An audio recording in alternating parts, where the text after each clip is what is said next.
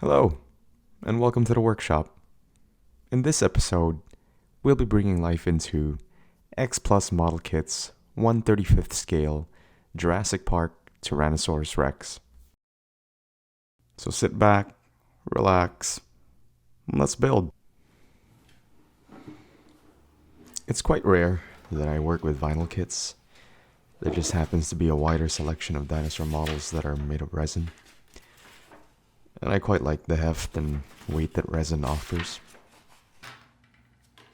Nonetheless, this was quite an enjoyable build. As usual, we cut off the pieces from their plastic sprues and sand as required, following which the pieces were glued together with plastic cement.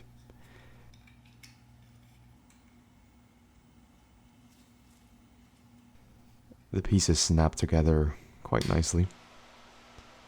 One thing I don't like with vinyl kits is the abundance of seam lines that tend to show at the end. Quite a bit of putty work was required to hide them in this case. I'd have to admit the part that I enjoy least about building model kits is putty work. For some reason I just dread it. But with that being said, again, this was a rather easy and enjoyable build.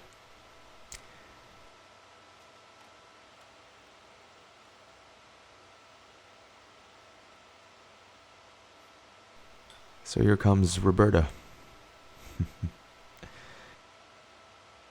And with that being done, you guessed it, let's paint.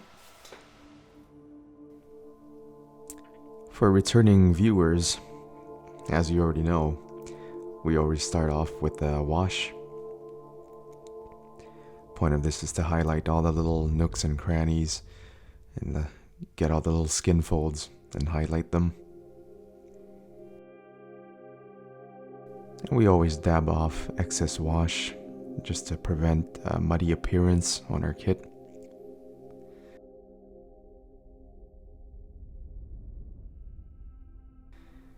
We start off by base coating with a cream white. Again, this cleans up our wash. And we begin counter shading. This is when we apply darker colors in the top portion of our dinosaur. And I'll be moving ahead with this rather quickly just because this actually didn't end up working out. So I'm slowly darkening our counter shade by adding darker and darker hues of brown. And although I can't say the end result here is necessarily bad, but for what I wanted to achieve, it wasn't exactly what I was looking for. And so I had to go back to the drawing board. And for this particular model, after having looked at some reference material, I wanted to use a mottling technique to create the visual interest in this paint up. And I just felt that the previous base coat and counter shade were a little too dark, and I don't think I would have seen the contrast as nicely. And so I've kind of rebuilt the whole counter shade, but you might notice that the colors are just overall a lot lighter. And this is the modeling that I'm starting to do. And it's essentially just creating little irregular dots and little squiggly lines. And when you kind of zoom out, everything comes together quite nicely. Here I'm creating some stripes.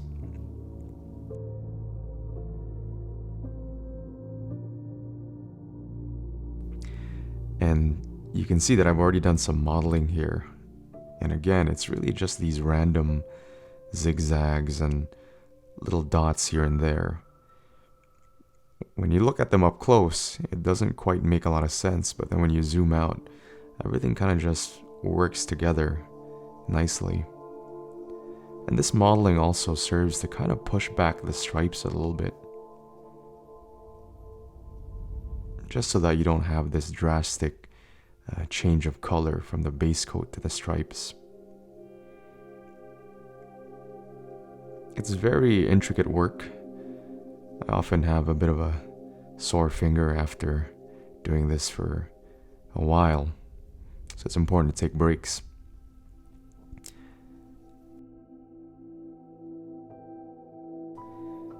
And now I'm working on the mouth with shades of pink and beige.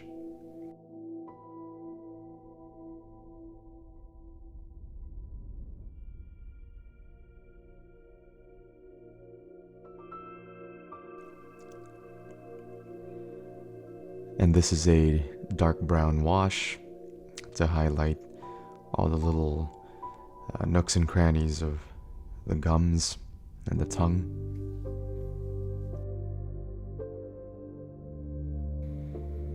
Yeah, this is coming together quite nicely.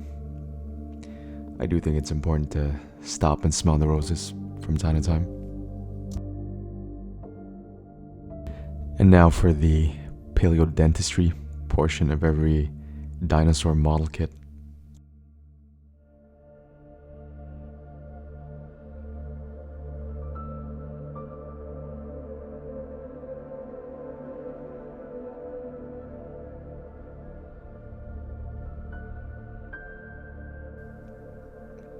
But on my time away, I've extended my license to Paleo-ophthalmology as well. And now for the arguably most important part, applying the pupil. Not bad. Now moving on to the base, I'm airbrushing a light brown in the areas that should be covered with earth. And I'm mixing in some dark browns as well, just to create some variations. Most of this you actually won't end up seeing, just because I'll be applying ballast from Woodland Scenics. This is the scenic glue, on top of which I apply the ballast. And with the ballast, I'm also working with two different colors, light brown and a dark brown. Again, this just to create some visual interest.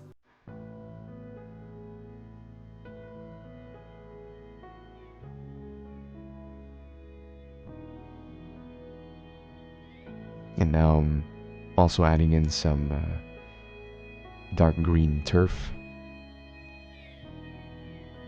just to indicate little areas of vegetation. Now we move on to the concrete sidewalls. This is just a light gray that I'm applying. I painted the metal posts in dark gray, and using white I'm dry brushing, and this just gives an overall weathered appearance to the metal post.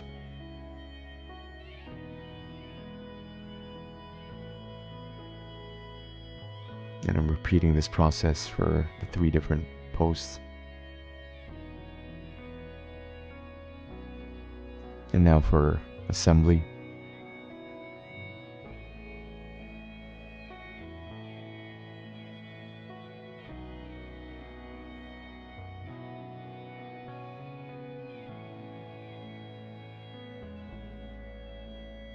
Very solid diorama base from X Plus Collectibles. Here I'm applying paint in various areas and using washes just to give it a little bit of grime. And overall it just gives this realism to the sidewall. So we're doing washes of brown and gray, and the end result here looked pretty good, in my humble opinion. And now I'm putting up the electrified fence, which ironically is down, and just using some super glue to hold it in place. I'm playing around with the broken portions just to give it more realism.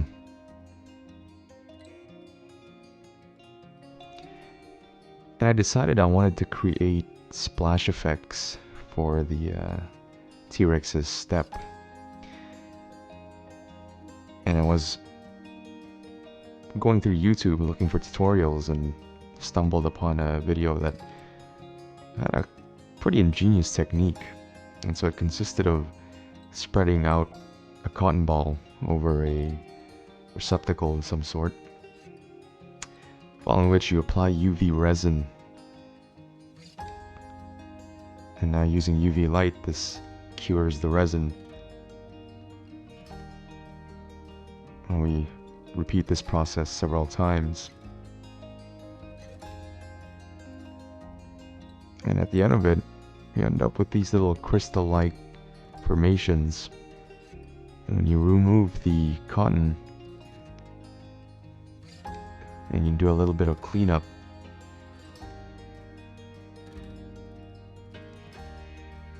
and you end up with these little water splashes. We do a little bit more cleanup afterwards, but overall this is what it looks like. And now here I'm applying the little water splashes, again using UV resin. And here's the overall effect.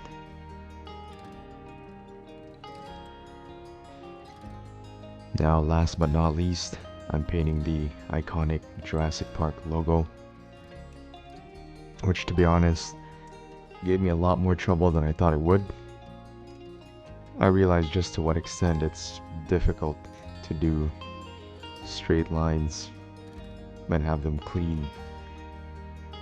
But overall, I was pretty happy with this.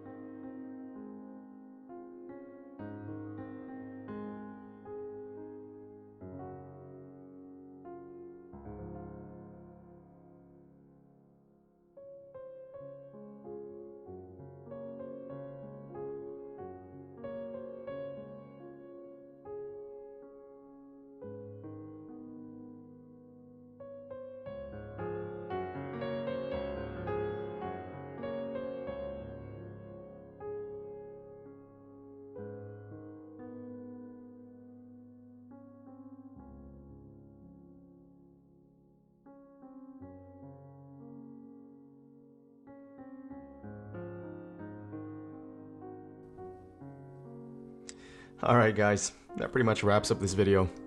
If you like what you saw, don't forget to like and subscribe. And if you want more content, follow the link below to my Instagram before time.